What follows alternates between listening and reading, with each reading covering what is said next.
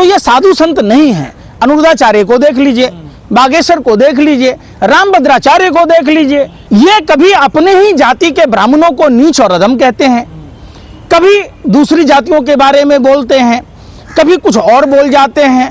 तो जिस देश में, जिस धर्म में, जिस भारतीय सभ्यता संस्कृति में नारी को पूजने की परंपरा है, नवरात्र का समय है, जहां हमें बचपन से सिखाया जाता है, महिलाओं के सम्मान की बात की जाती है, महिलाओं को पूजने की बात की जाती है, उस धर्म में, उस धर्म के धर्मगुरु के वेशभूषा में औरतों की औकात 2 टके की बताता है। हद तो तब हो गई जो राष्ट्र निर्माता, आधुनिक भारत के निर्माता, आधुनिक भारत के शिल्पीकार, जो कई भाषाओं के ज्ञाता हैं, प्रखंड विद्वान है, प्रकांड विद्वान है, जिसकी लोहा पूरा विश्व मानता था, जिसने भारत का संविधान लिखा, कहते इनको संस्कृत नहीं आता था। अरे भैया, तो तुमको संस्कृत आता है तो कौन सा बड़ा तीर मार लिया है? जरूरी है कि इंसान को संस्कृत ही आएगा या कोई एक भाषा आएगी तभी वो ज्ञाता है? गोस्वामी तुलसीदास ने रामचरितमानस की रचना की अवधि में की, संस्कृत उनको नहीं आता था। तो क्या वो रामायण रामचरितमानस गलत है? वेद व्यास जी, तमाम साधु संत हुए, सूत जी महाराज हुए, सभी अलग अलग जातियों के हुए। इस सनातन परंपरा में मानव के मानवीय गुण होने चाहिए। मानव का जो मानव का गुण है, मानव में जो 10 गुण है वही ज्ञानी है, बाकी सारे नर श्रेष्ठ हैं। भगवान खुद बता के गए नर ही श्रेष्ठ है। पर ये बाबा धर्म की बात ना करके अब ये उल्टी सीधी बातें क्यों कर रहे हैं? ये मानसिक संतुलन खो चुका है। निश्चित तौर पर ये पागल हो गया है, ये सरकारी एजेंट है, इसीलिए सरकार ने इसको ज्ञानपीठ का पुरस्कार दिया। ये दुबे, तिब्बे, चौबे, पता नहीं क्या नीच और अधम कहता है। जब भगवान खुद आए हरियाणा में, हरि का आना ही हरियाणा, तो वहां कहा कि नर ही नारायण है, नर हर नर श्रेष्ठ है। और तुलसी का पत्ता क्या छोटा क्या बड़ा, ये औरतों को सुनो, अरे यार सुनो, सुन दो यार, देश की महिलाएं, माँ बहन, बेटियों को 2 टके की बताए तो वो गैर संवैधानिक नहीं है। अगर हम चोर को चोर कह दिया, दिमाग से अंधे को अंधा कह दिया, तो गैर संवैधानिक हो गया। सबसे पहले ऐसे फर्जी कलयुगी रावण कालनेमी को जेल के सलाखों के अंदर बंद कर देना चाहिए। ये समाज को दूषित करते हैं, सनातन को बदनामी दिलवाते हैं। ऐसे सभी फर्जी साधु संतों की गहन जांच होनी चाहिए और इनकी जगह जेल के बाहर नहीं, जेल के अंदर है। उसी को धारण करना चाहिए जो सांसारिक मोह मायाओं को त्याग दे। इंसान के जीवन में पहले औसतन उम्र 100 साल होती थी, 4 चरणों में बांटा गया है। और निश्चित तौर पर जिस उम्र में ये साधु संत बनकर अनर्गल बयान दे रहे हैं, सत्ता का भूख इनको इतना जगा हुआ है कि ये कुछ भी बोलने से परहेज नहीं करते। तो निश्चित तौर पर देश की आवाम को ऐसे धर्मगुरुओं से सावधान रहने की जरूरत है। रामायण ने साफ साफ संदेश दिया कि हर भगवा पहनने वाला, हर प्रभु श्री राम का नाम लेने वाला राम भक्त नहीं होता, सनातनी नहीं होता। साफ और स्पष्ट है। आप अब देखेंगे, चैत्यानंद को देख लीजिए, इसने कॉलेज खोल रखा था, तमाम लड़कियों को व्हाट्सएप चैटिंग करता था और उनके साथ न जाने किस तरीके का कुकर्म करने की कोशिश करता था। ये जांच चल रही है, गिरफ्तार भी हुए हैं। तो तमाम बाबा जेल में तो हैं, फिर भी कहाँ कुछ हो रहा है भाई? तो देखिए ना, पैरल पर राम रहीम को छोड़ दिया जाता है, सोनम वांगचुक को अंदर कर दिया जाता है। सोनम वांगचुक ने सेना के लिए क्या बनाया था? 16 टेंट बनाया और उन्होंने बर्फ से भी जुड़ी हुई आविष्कार किया। हाँ, तो उनको जेल के बाहर होना चाहिए कि सेना के बेहतरी के लिए और काम करें।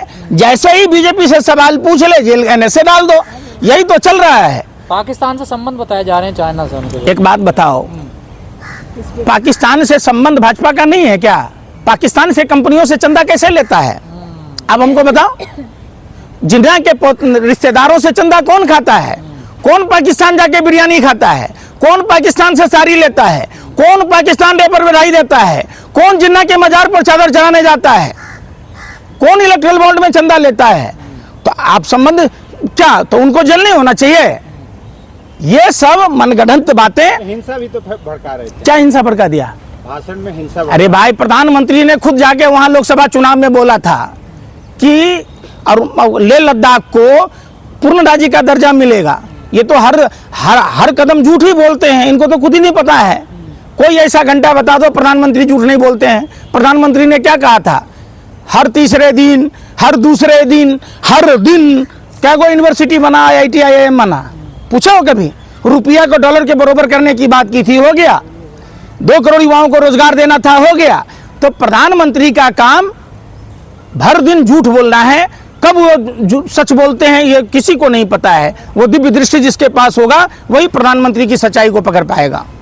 सोनम वांगचुक की बात की, देखिए, पूरे देश में झूठ बोलते हैं, अमित शाह हो या प्रधानमंत्री मोदी हो, ये झूठ बोलने के, गाली गलौज के और नफरत फैलाने के ये HOD हैं। अमित शाह से कोई पूछे कि ऐसा कमजोर गृह मंत्री, ऐसा कमजोर प्रधानमंत्री जिसका दंश पूरा देश झेल रहा है, जिस स्टेट में चुनाव होता है वहां घुसपैठियों की बात कहते, तो गृह मंत्री जी सबसे पहले आपको यह बताना होगा कि गृह मंत्रालय आपके पास है और देश के प्रधानमंत्री को यह पता है, ये इस बात के विशेषज्ञ हैं कि समस्या सरहद पर नहीं, समस्या दिल्ली में है। दिल्ली में आप दोनों बैठे हुए हैं रंगा बिल्ला।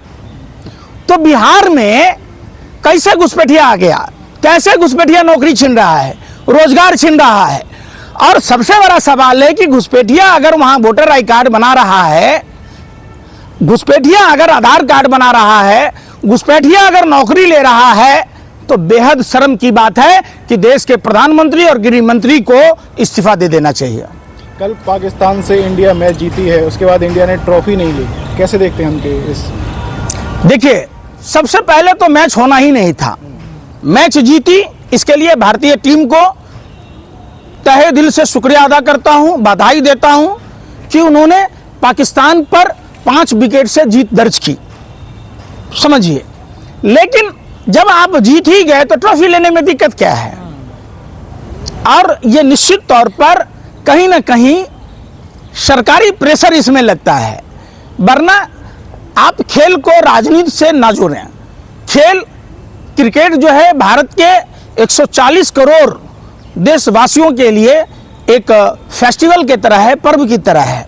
तो निश्चित तौर पर पाकिस्तान पर भारत की जीत सराहनीय है और भारत के सभी क्रिकेट खिलाड़ियों को बधाई।